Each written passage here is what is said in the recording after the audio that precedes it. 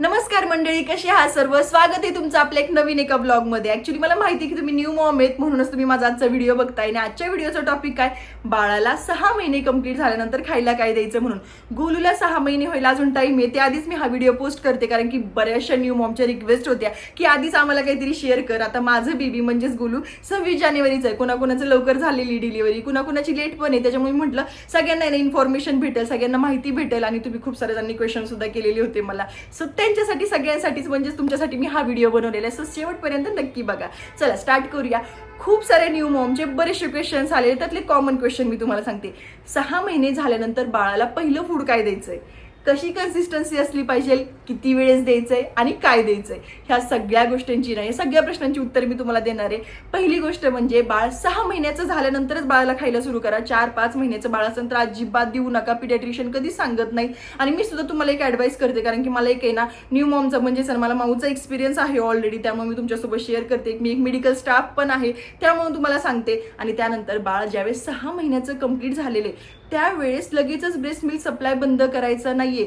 बाळाचं अन्न हे त्याच्या आईचं दूधच आहे. फक्त जस्ट एक कॉम्प्लिमेंट म्हणून आपण बाळाला वरचं आहे ना अन्न सुरू करतोय, म्हणूनच त्याचं नाव कॉम्प्लिमेंटरी फिडिंग आहे. आणि त्याला ना मेडिकल टर्म मध्ये विनिंग सुद्धा म्हटलेलं जातं. त्यालाच ना साईड बाय साईड थोडंसं आपण खायला देतो, म्हणून त्याला कॉम्प्लिमेंटरी फिडिंग असं म्हटलं जातं.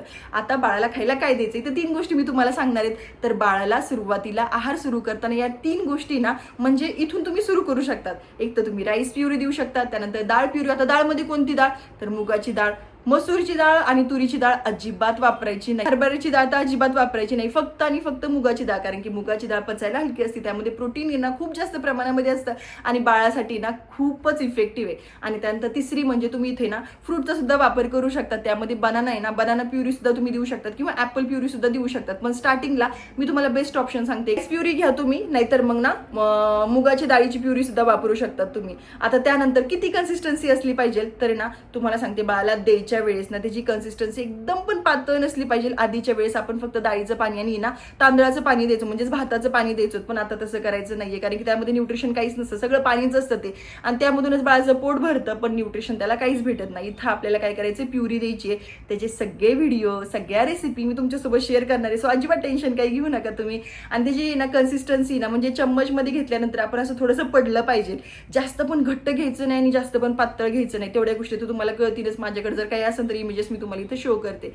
त्यानंतर ना मी आता गोलूसाठी मी काय देणार आहे, तर गोलूसाठी मी राईस प्युरी देणार आहे. आणि ज्यावेळेस तुम्ही बाळाला आहे ना फर्स्ट फूड इंट्रोड्यूस करताय, तर त्यावेळेस अजिबात त्याच्यामध्ये काही मिक्स करू नका. म्हणजे खजूर, त्यानंतर साखर मीठ तर द्यायचंच नाहीये. साखर 2 वर्ष द्यायची नाही आणि मीठ 1 वर्षापर्यंत द्यायचं नाही. सो त्याच्यामध्ये साखर टाकू नका, मीठ टाकू नका, खजूर टाकू नका. फर्स्ट फूड त्याचं हे सिंगल फूड असलं पाहिजे. 3 दिवसापर्यंत तरी फर्स्ट फूड असलं पाहिजे त्याचं. अजिबात त्याच्यामध्ये काहीच मिक्स करायचं नाहीये. मी सुद्धा मिक्स करणार नाही. ज्यावेळेस तुम्ही बाळाला सॉलिड स्टार्ट करताय ना, त्यावेळेस मेक शुअर की पहिले 3 दिवस एकच फूड द्यायचंय. म्हणजे तुम्ही राईस प्युरी देताय ना, तर फक्त 3 दिवसासाठी तेवढंच द्यायचंय. नंतर 3 दिवसानंतर परत दुसरं फूड त्याला इंट्रोड्यूस करायचंय. म्हणजे इथं तुम्ही डाळ देऊ शकतात किंवा दुसरं फ्रूट देऊ शकतात. असं करता करता, तसं मी सगळं तुम्हाला डिटेलमध्ये तर सांगणारच आहे माझ्या व्हिडिओमध्ये. आणि असं करता करता सगळं इंट्रोड्यूस करायचंय. मेक शुअर बाळाला ज्यावेळेस तुम्ही फीड करताय त्यावेळेस टायमिंग कोणता ठेवायचा, तर सकाळचा टायमिंग किंवा दुपारचा टायमिंग. आणि पहिले 8 दिवस किंवा 10 दिवस बाळाला फक्त 1 टाइम द्यायचंय. 2 टाइम अजिबात फीड करू नका. लगेचच बाळ हेल्दी होणार आहे, सगळं बाळाला न्यूट्रिशन भेटणार आहे असं नाहीये. बाळासाठी ती गोष्ट नवीन आहे. फोर्सफुली अजिबात बाळाला फीड करू नका. दुपारी द्यायचं किंवा सकाळी द्यायचं, संध्याकाळी देऊ नका. इन केस बाळाला ॲलर्जी आली, इन केस बाळाला जर गॅस झाला, पोट दुखायला लागलं, तर आपल्याला हॉस्पिटलमध्ये जाण्यासाठी सुद्धा टायमिंग पाहिजे. त्यासाठीच काय करायचंय, दुपारी किंवा सकाळी द्यायचंय, म्हणजेच आपल्याला ऑब्झर्वेशनसाठी टाइम भेटतो. ओके. त्यानंतर बाळाला आहे ना किती क्वांटिटीमध्ये द्यायचे, तर फक्त 2 नाही तर 3 चम्मच. एकदम तुम्ही बाउल भर बनवलंय आणि तुम्हाला असं वाटतं की पूर्ण बाउल बाळाने संपवली पाहिजे, तर नाही.